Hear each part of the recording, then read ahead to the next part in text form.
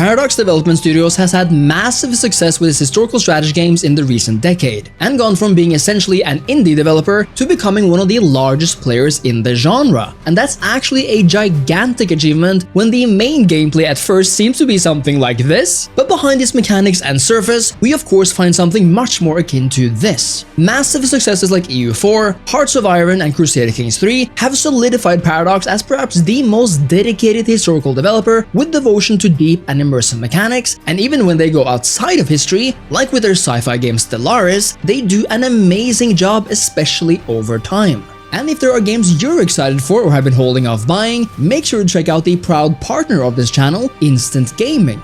Instant Gaming offers constant discounts on both upcoming, brand new, and old games even when Steam, PlayStation, Xbox, or Nintendo do not. And I love saving on games that are not on sale elsewhere. So if you're missing a Total War game, Age of Empires, Mythology, Paradox games, or just anything else, Instant Gaming most likely has a juicy discount for you. Find the best sales by using my link below, especially if you want to support the channel and the work we do here. The proof really is in the pudding too, and when we take a look at the game's player numbers, you'll see that all of these have an impressive amount of daily and returning players, even for titles that are over 10 years old. Just take a look at these numbers. At the time of recording, almost every single Paradox game continues to have over 10,000 concurrent players or a lot more, especially Hearts of Iron 4, which just continues to grow somehow. And remember, this is a varied section of games, from Stellaris out in space, to Hearts of Iron during World War II, Victoria 3 in the Imperial era, down to Crusader Kings in the medieval one. Let's compare them to Total War games from around the same years. Rome 2 came out in 2013, the same year as EU4. But Rome 2, even though it's Creative Assembly's most popular historical strategy game to date, retains only a fraction of EU4's player numbers. Attila, arguably CA's best game coming out 1 year before Hearts of Iron, retains even less. Indeed, Warhammer 3 is the only Total War game that actually competes, with an average concurrent player number of between 10 and 20,000. But as you can see, these numbers are so far away from their all-time peaks as well. There are so many Total War games, even more so than the Paradox ones, their player numbers are so much lower, even for the newly released games, with of course Pharaoh Dynasties failing to bring up those numbers from the original Pharaoh title. Total War has for most of my strategy-loving life defined what a good and epic historical strategy game should be, and that's of course thanks to the minds over at Creative Assembly, who offer unique and massive strategy experiences. I mean, who could see this and not think that Total War is something truly special? But in recent years, historical strategy games, especially of the kind we're used to, have become less of a priority.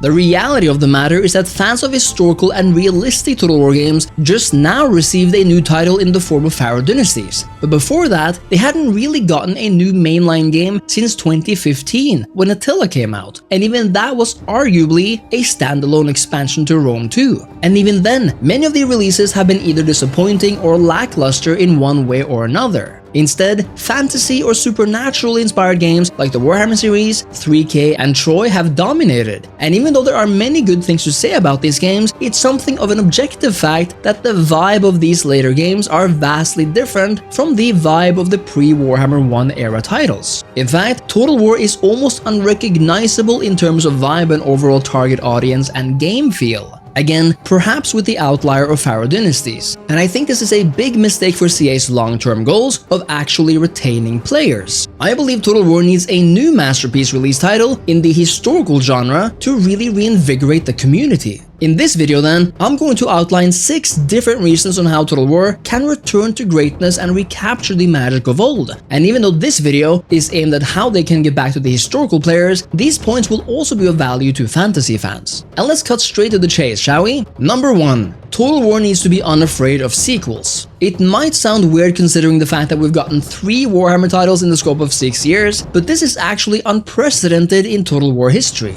Think of any of the historical Total War series, and we have no 3rd installment at all. The most we have is a Medieval 2, a Rome 2, and a Shogun 2, and perhaps arguably a Troy 2, but not really, despite all of these number 2s now being between 11 and 18 years old.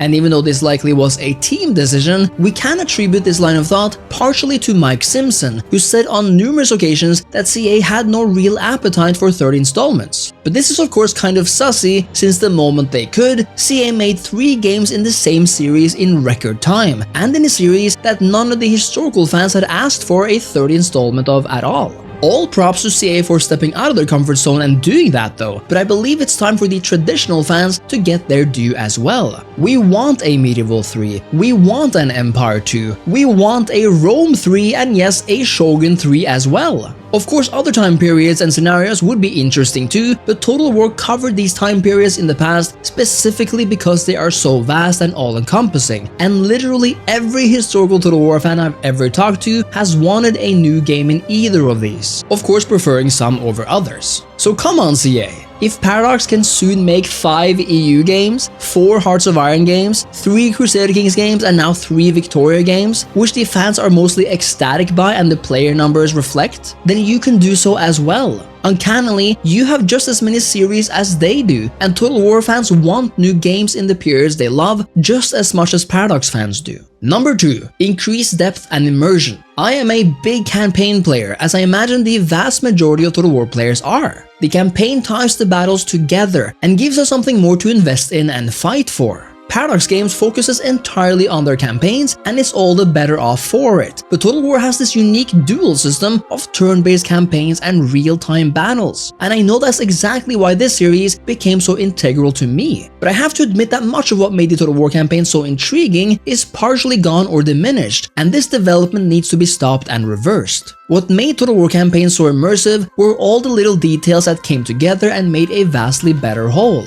Population systems with actual population numbers, impactful seasons, trade lanes from every port, road building where you the player got to change the look of the map itself, naval battles, placeable forts and watchtowers, detailed ledgers of public order, taxes, cultures, religions, trade and other income, governors, fertility, and family tree systems. And of course, some of these are back in Pharaoh dynasties, but far from all of them. There are so many cool mechanics we used to have in these games that are now all but gone, and certainly in titles between Rome 2 and Warhammer 3. This is partly why I find Warhammer campaign so unimmersive despite the unique faction mechanics, exactly because the integral state mechanics are lacking, and rather than feeling like I'm leading an empire, I'm made to feel like I'm leading a culture, and the difference there is vast. But this goes beyond the big mechanics when we're talking about immersion. Heading over to the battle maps, I sincerely miss those good old Medieval 2 custom animations, despite them being 18 years old. Remember when units actually pushed battering rams and siege towers, or when the entire crew had animations for when loading or shooting cannons? There are so many little things just like this that is mind-boggling that doesn't exist in the modern titles, where these things just magically move forward by themselves. So CA, please understand why your games were so cool to begin with, and it really comes down to all of these details the player will encounter time and time again. To your defense, I know you still have the skills to do this. I mean, you managed to make dragons and giants and disgusting Nurgle creatures now, so it's definitely not from a lack of skill. Instead, I think it comes down to priorities, and in my opinion, making immersive animations for your normal units is what will be the beneficial thing in the long run, because this is what the player will experience time and time again. But we can't even use Warhammer as an excuse here, as the same issue of magically moving siege weapons is present in Rome 2 as well, for example. So again, this needs to be prioritized. I'm unironically kind of sick of going back to decades-old games to find what I'm looking for here, and it's a bit sad, frankly, to know that the series I love hasn't really catered to fans like me in more than half a decade, even though, again, Pharaoh Dynasties is the outlier. It honestly feels like Attila was the last Total War game that did a lot of this stuff, and that's not something I, who's been here since 2005, should be feeling when Warhammer 3 did so well and shows how much you can do. Number 3. Diplomacy for the future. In addition, Total War desperately needs a new diplomacy paradigm. We cannot have the AI's actions being determined by nothing more than relations or mood swings from turn to turn. Total War AI just isn't good enough to be unrestricted like this. Instead, Total War needs to adopt a rules-based diplomatic system in a much bigger way, where certain actions are either unavailable or will be severely punished depending on the situation, and also for the AI. Say you just agreed to trade rights with a new partner, declared peace with an enemy, or just became an overlord or vassal. It should not be possible to declare war on an enemy the next turn or even in the next 20 turns, at least not without incurring some heavy internal and external penalties for the attacker. This will make it so that the vassal relationships don't just turn into a relationship of convenience where the vassal may break the relationship whenever they wish, and that the player isn't backstabbed by a good friend for no apparent reason. This kind of AI system still exists in Pharaoh Dynasties, the latest game, and it makes vassal collection, which should be fun, a pain in the butt. We also need other factors implemented, such as distant factors or perhaps even casus belli. The former would make it so that you're not randomly attacked by distant factions just because you're the player, and the latter could make war a bit more calculated and determined. Nations in history would, for example, know whether a neighbor wanted their land for whatever reason, be it culturally or by royal succession claims, and I believe it's time for Total War to include casus belli claims in some way, however minor, both determining which provinces the AI covets and making diplomacy and warfare more reliable and even historical in nature. This could even be a setting in the game, so if you wanted it as random and nonsensical as it is right now, you could turn these rules off. Number 4. Expanded horizons, polish, new engine, or whatever. Total War games need to ship in okay states, anything else is just unacceptable. And yet, it happens time and time again. Empire Total War shipped in a laughable state, Rome 2 was even worse, people were upset about Warhammer 3, and Pharaoh was so bad that they had to make essentially a Pharaoh 2, just a year later. Unless we're talking smaller titles like Napoleon, Fall of the Samurai, or Troy, it's sadly a pattern for these games to ship in a mostly unfinished state, and sometimes even completely broken. It is therefore imperative that CA spends more time on their games before release, or perhaps find another way to approach them altogether. But what's so strange about the Total War games is that they run so differently depending on the games, even though they essentially use the same engine. Attila runs much worse than Rome 2, but Warhammer 1 runs better than Attila. Warhammer 3 looks almost identical to Troy, yet Troy is the best running game in the franchise, despite also arguably being one of the best looking ones. These are facts I cannot reconcile, and because performance is so vital to a good gaming experience, a polishing of the release engine needs to be one of the top priorities. If you've been a Total War gamer for some time already, you've likely heard of the notorious Warscape engine, which is generally used as a scapegoat for every Total War fault. The reason for this is that after Medieval 2, even though I believe CA has proven that a lot can change within the same engine, I believe it's time for them to really take a good look at what they're doing here. Because when going back to the 2006 era of Medieval 2, it's still the place where you'll get some of the best combat experiences in terms of animations and unit collision, where the battles just flow so well. The same can be said of Shogun 2 in many ways, where it feels like units are actually fighting each other and not just the other blob of enemies. Further, it's been essentially 2 decades, yet my Total War battles remain roughly the same size as they did back in 2004, ranging between 500 to 6,000 units in a battle at once, and I know that the latter will indeed become a lag fest despite my beefy PC specs, at least in certain games. A new engine for Total War that could accommodate both better animations and much larger armies would be a true paradigm shift that the series is in dire need of.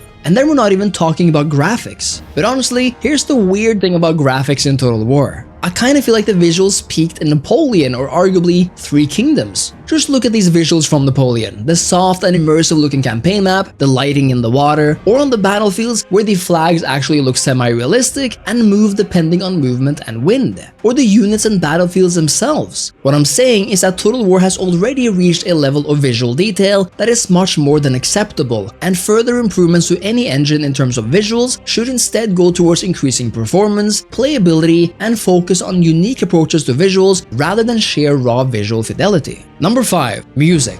This is a surprisingly major point of mine, as music and soundtrack really is the thing that encapsulates the sensation of a game and ties it all together. One of the reasons why I love Rome, Rome 2, Medieval 2, and Napoleon is because the music in those games were fantastic, at least on the campaign, for Rome 2 anyway. In my opinion, Rome and Medieval 2 had amazing campaign and battle tracks, while Rome 2 and Napoleon excelled in the campaign music department. But since Attila, Total War soundtracks have focused a lot more on ambient tracks that are reserved to the background, and sadly, this goes for the battle music as well, which has almost none of the memorable tracks you'll return to decades later. The soundtracks sound a lot more like generic tunes these days, and this might be due to a musical style or restriction put on the composers rather than their actual skills. Nevertheless, Total War relies on soundtracks that make the player feel something, and that has in my opinion been lacking for many years now. Number 6. Modability. Let me ask you something. Why do you still return to Medieval 2? Your answer will probably be because of mods. Medieval 2 was the last Total War game that allowed modders to truly change things up completely without an insane amount and like a decade of effort. And the same goes for the recently released Rome Remastered. Now, a common argument, or at least an imagined fear of the developers, is that mods will dissuade players from buying new titles if they can just mod them into the prior games. That's fair in theory, but let me say this. I don't think anyone decided to not buy Medieval 2 because there's a medieval mod for Rome. I don't think anyone would think to not buy a future Medieval 3 because of MK1212 for Attila. And yes, I mentioned MK1212 despite Attila being a so-called unmoddable game. But listen, modders work hard to crack and unlock various parts of the game's files, and MK1212 is in a great state right now, almost a decade after the game's release. Compare that to CK3 from Paradox, which within the first 1 to 4 years has a fully functioning Lord of the Rings Total War conversion mod, a Game of Thrones conversion mod, and more, which I bet would not make anyone not buy a fully licensed Paradox Lord of the Rings title. Both Paradox and Bethesda have understood that modding is the lifeblood of game longevity, and Total War needs to both catch up and return to their roots in this regard. Total War needs a new masterpiece to really reinvigorate its player base and frankly its own game series. Despite Pharaoh Dynasties being a genuinely great game, it's been so long since Total War really hit on all counts and from day one that it's rather depressing. And instead of going into deeper territory, it's been feeling like it's done the opposite in many ways, focusing more on arcadey action and surface elements. I believe the points in this video outlines a better vision for Total War games, and I hope you'll agree with me. Thank you so much for watching. Even though I absolutely love Paradox games, very little manages to actually beat the battles of historical Total War games that feel tactical and epic. If you have an opinion on my suggestions, or indeed have some of your own, let me know in the comments. And if you enjoyed the video, I really hope you leave a like and consider supporting the channel by subscribing, or follow my link below to Instant Gaming and check out the incredible sales there, where you're certain to find the game you want heavily discounted. Thanks again, and I'll see you next time. Cheers!